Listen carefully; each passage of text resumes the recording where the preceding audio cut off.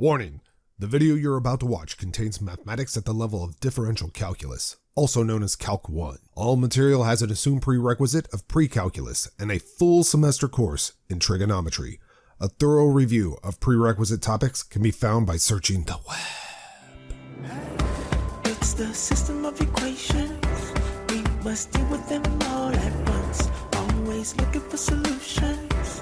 Positive outlook overcome. Hello, my name is Roy Simpson, professor of mathematics at Cosumnes River College in Sacramento, California. This video is yet another video in a series on limits and limit laws within differential calculus. We've already covered limit laws themselves, the proof of one of them, because you can't do the proof of very many of them without having the precise definition of a limit, direct substitution, and how to use algebra before you use calculus. Now we're starting into some edge cases that are very important for us in calculus. Evaluating limits which involve absolute values. Again, before I begin, I just want to remind you that whenever you're wanting to use a limit law to either break a limit, split a limit, do some type of manipulation on a limit, if you have two different functions, both limits of those functions must exist and be finite for you to use a limit law. That being said, let's go ahead and recall the definition of the absolute value. And this might not look the same as your good old definition from way back when, but it is the proper definition. The absolute value of something, here I just call it star, the absolute value of star is equal to, well, if star was already positive, or at least non-negative, there's no need to have the absolute values. You can just rip them off. That's that first condition. The other condition of the piecewise defined version of this definition is that if the star was negative, then the absolute value wants to force that unknown to be positive.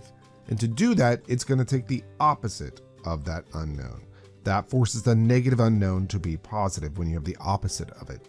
And that's pretty much all we need to start into evaluating limits involving absolute values. So let's go ahead and use that information or that definition to find the value of this limit if it can be found. And let's zoom in here just to see that limit. So we have the limit as x approaches 0 of x over the absolute value of x times the cosine of x. You would be entirely wrong if you canceled these. These are not the same picture, so they do not cancel. That would be if you were in my class and this was a 10-point problem, that'd be 0 out of 10. That just tells me you don't know algebra. What you need to do is showcase your knowledge of the definition of the absolute value. And that's the definition we're going to use. The absolute value of x takes on one functional value when x is not negative and a different functional value when x is negative. So let's go ahead and split this limit into two possibilities. One being where x is not negative and one being where x is negative. So here's the part where x is not negative.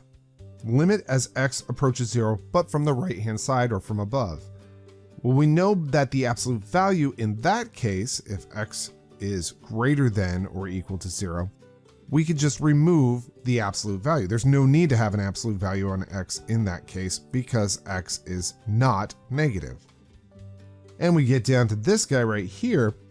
And what we can do is just cancel those x's now because they are the same exact picture. Let me just showcase the cancellations here.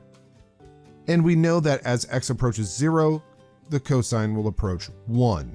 All right, so that is the right-hand limit. Let's go ahead and take a look at the left-hand limit. And by the way, just recall, if the left and the right-hand limits are the same, then the overall limit is that value. If they're different, the overall limit does not exist. Well, if x is approaching 0 from the left, that means x is less than 0. And if x is less than 0, then when you remove those absolute values, we have to take the opposite of x to force it to be positive. Let's go ahead and do that in this case. These pictures almost cancel beautifully, except you're going to get a -1 in the end. As x approaches 0 from the left, the cosine will approach 1, and we have a minus in front of it, so this will be a -1. Since the left and the right hand limits are not the same, this means the overall limit does not exist. Such an important concept, one that will haunt us throughout calculus, so you do have to get used to or reused to that absolute value definition being a piecewise defined function. Again, I want to reiterate here before we step away from this problem that the most common mistake I will see is that students will just cancel things. They'll say, oh, this picture's the same as that picture, which they're not. If you can't tell that, then obviously there's something else going on. But these are definitely not the same pictures. You cannot cancel that. And you have to resort to the actual definition of the absolute value. As a final example here, let's go ahead and evaluate each of these limits and determine if they exist. And if they exist, we'll find the values. If not, we'll explain why they don't exist. Just as I said in a previous example, you cannot just cancel the picture up above with the picture down below if they're not the same picture. X plus 5 is different than the expression absolute value of x plus 5. So how are you going to deal with this? Well, you break it into two possibilities. And I should say before I actually go any further, direct substitution is perfectly fine to try here, but if you did try direct substitution, that denominator would approach 0, and the numerator would also approach 0. So this tells us we have to do some other type of algebra here. And the algebra we're using is the definition of the absolute value. So we'll take the limit as x approaches -5 from above of x plus 5 over the absolute value of x plus 5. Now remember, the absolute value of x plus 5, well, if x plus 5 was already positive or non-negative, then we don't need the absolute values. We could just rip them off. If, on the other hand, x plus 5 was negative, then we need to take the opposite of x plus 5 if we rip off those absolute values. Something you need to note here, very, very important. I get students that like to parrot what I do. In other words, they don't really try to understand what's going on. Instead, they just copy everything I do. And when they do that, they make tons of mistakes. One of the most common mistakes is that they just say, oh, well, let's see, I get to rip off the absolute values for one case and I put a negative in the other case. The first case happens if x is greater than 0, and the second case happens if x is less than 0. That's not how that works. The absolute value of something has two cases. First case is when that something is greater than or equal to 0. The second case occurs if that something is less than 0. And these you can manipulate slightly by saying, oh, the first case happens if x is greater than or equal to -5. The second case happens if x is less than -5. So in the limit that we're evaluating right here, x is to the right of -5. In other words, it's greater than -5. So that would be this case right here. So I know the absolute value can be removed completely there. And now you can see these factors cancel beautifully. And that limit becomes the number 1. Now we have to check the left-hand limit.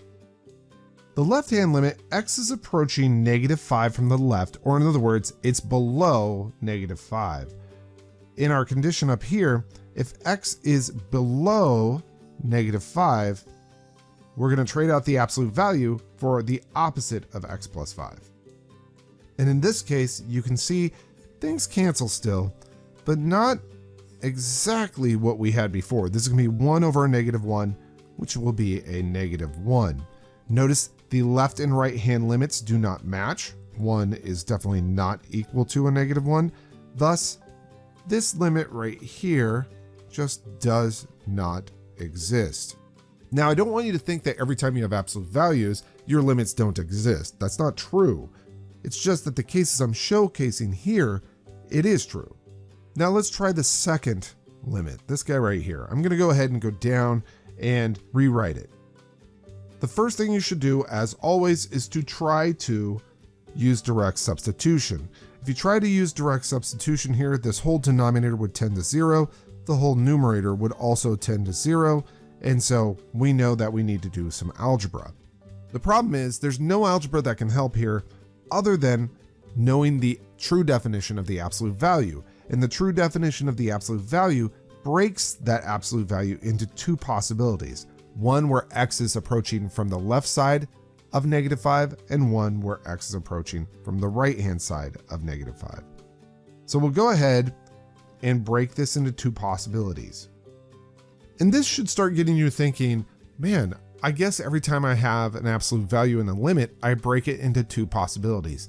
That's actually not true, but it's close to being true. Generally speaking, if you have an absolute value within a limit and that absolute value causes division by 0, yes, you're going to go ahead and break it into two possibilities. But if your absolute value did not cause division by 0, let's just pretend for a moment that instead of x plus 5 down there, it was x plus 7. Well, there's no point in me splitting it into two cases, because as x approaches -5, x plus 7 would approach 2, and the absolute value of 2, whether you're from the left or the right hand side of 2, is still 2. So there's no need to split that into two cases. It's only when you have division by 0 that you have to worry about splitting absolute values into two possibilities. Well, I should say it's division, or if there is a numerator that also tends to 0. Let's go ahead and use the definition of the absolute value here. X is approaching -5 from the right, and therefore we know that we have to use this version right here. X is greater than or equal to -5, so the absolute value will be replaced with x plus 5. You didn't need the absolute value, it was already positive. We get to something slightly different than what we had last time, but it's not terrible. We can cancel off a single power of x plus 5 between numerator and denominator, and we would get the following. And that would tend to 0. As x is approaching -5, you get -5 plus 5, or in other words, 0. That's via direct substitution, actually. Now let's go ahead and check the left-hand limit. Again, if you're approaching x equals -5 from the left-hand side, you can remove those absolute values, but it'll return the opposite of x plus 5. We have enough experience with that now that we can just say that. And just like before, we get to cancel like factors. A power of x plus 5 gets canceled between numerator and denominator, and we get the following. That's a polynomial, so we can use direct substitution here. And we get that via direct substitution, the limit is 0 on the left-hand side. So the left and right-hand limits in this case are the same. And therefore, we know that limit that we were just considering, this guy right here, is 0. So this is a good example to showcase that not all limits involving absolute values end with does not exist. This one ended with 0 because the left and right hand limits were identical.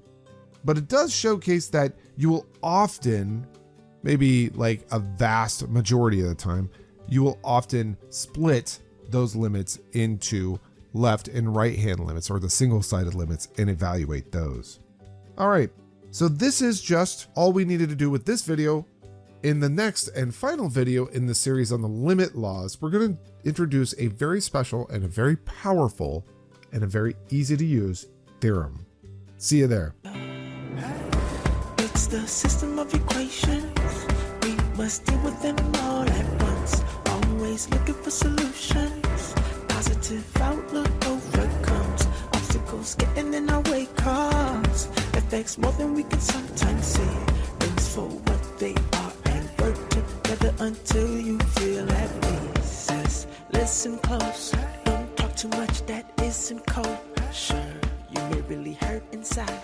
It doesn't justify you to speak too loud and cry.